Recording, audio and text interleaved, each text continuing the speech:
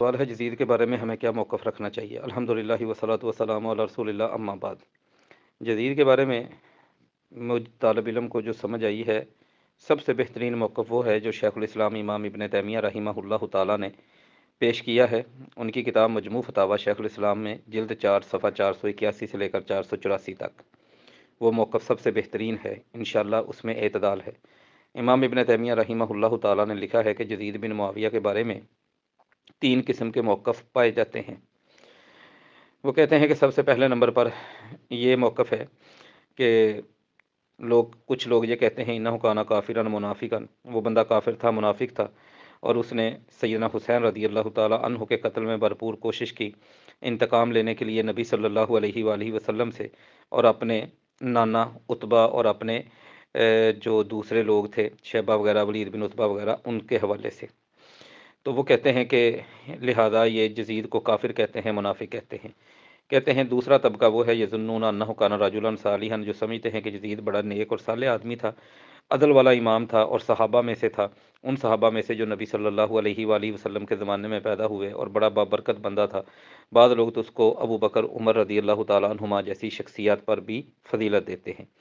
امام ابن تیمیہ رحمہ اللہ تعالیٰ لکھتے ہیں وکلا القولین، یہ دونوں کے دونوں قول، یہ دونوں ظاہر البطلان، یہ بالکل باطل ہیں۔ ہر وہ بندہ اس بات کو سمجھ سکتا ہے اندہ من لہو ادنی عقل، جس کے پاس تھوڑی سی بھی عقل ہے اور جس کے پاس تھوڑا سا بھی علم ہے اور متقدمین کی سیرت کو جس نے پڑھا ہے۔ وہ کہتے ہیں یہی وجہ ہے کہ اہل علم جو بڑے معروف ہیں ان میں سے کسی نے بھی کسی کی طرف بھی اس قول کو منسوب نہیں کیا گیا۔ تیسرا جو قول ہے وہ کہتے ہیں کہ انہ کانا مالکا من ملوک المسلمین، وہ مسلمان بادشاہوں میں سے ایک بادشاہ تھا، لہو حسنات و سیئات، اس کی کچھ حسنات بھی ہیں اور کچھ اس کی سیئات برائی بھی ہیں۔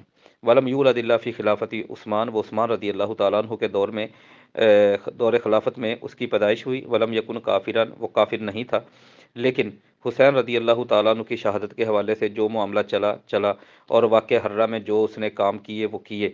ولم یکن صاحبا ولا من اولیاء اللہ الصالحین، نہ تو وہ کوئی صحابی تھا اور نہ ہی کوئی نیک اولیاء اللہ ہے جو ان میں سے تھا۔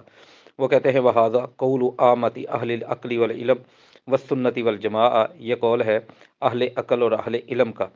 تو وہ کہتے ہیں کہ اس کے بعد پھر 3 قسم کے طبقے ہیں، ایک فرقہ اس پر لعنت کرتا ہے، ایک طبقہ اس سے محبت کرتا ہے، اور تیسرا گروہ جو ہے لا تسبہ ولا تحبہ، نہ اس سے محبت کا اظہار کرتا ہے نہ اس کو گالیاں دیتا ہے۔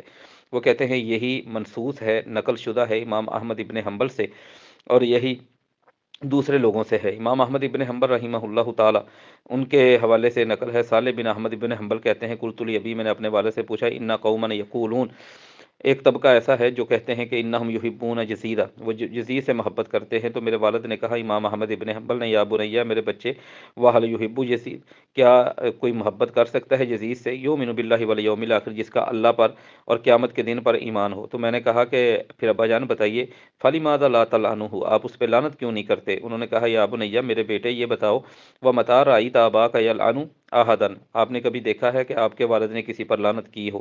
تو یہی وہ موقف ہے جو امام ابن تیمیہ رحمہ اللہ تعالیٰ نے پیش کیا، امام ابو محمد المقدسی کے حوالے سے بھی، باقی لوگوں کے بھی حوالے سے۔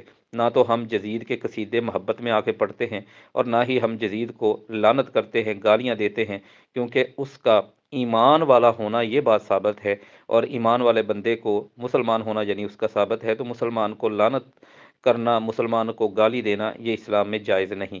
نہ ہم محبت کا اظہار کرتے ہیں اس کے ساتھ جڑی ہوئی جو چیزیں ہیں ان کی وجہ سے۔